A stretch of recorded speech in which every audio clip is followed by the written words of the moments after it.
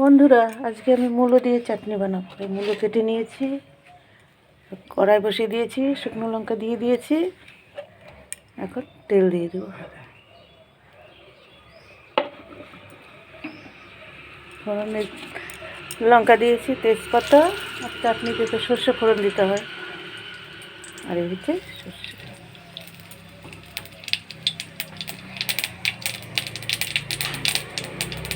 আর এখন দিয়ে দেবো মূলোটা ভাপিয়ে রেখেছিলাম, দিয়ে দেবো মূলো, আর দিয়ে দেবো একটু হলুদ,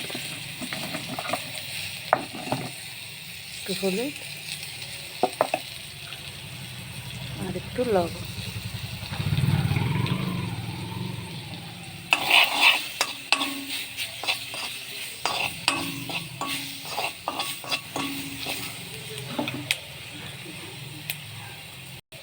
আর দিয়ে দেবো জল, অল্প জল দেবো।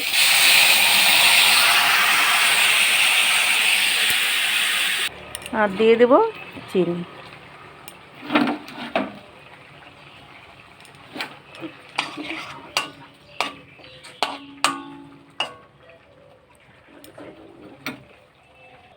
এই দেখো বন্ধুরা, মূলোর চাটনি হয়ে গেছে, নামিয়ে নিয়েছি। তোমরা খেয়ে দেখবে, ভালো লাগবে। আমার শাশুড়ি বানাতো, তাই আমার মনে হলো যে একটু মূলোর চাটনি করি আজকে। কারণ আর কদিন তো মূলো খাবো, পৌষ মাসে পরে তো খাই না, তাই ভাবলাম একটু করে নিতে। ভিডিওটা তাহলে এখানেই রাখছি।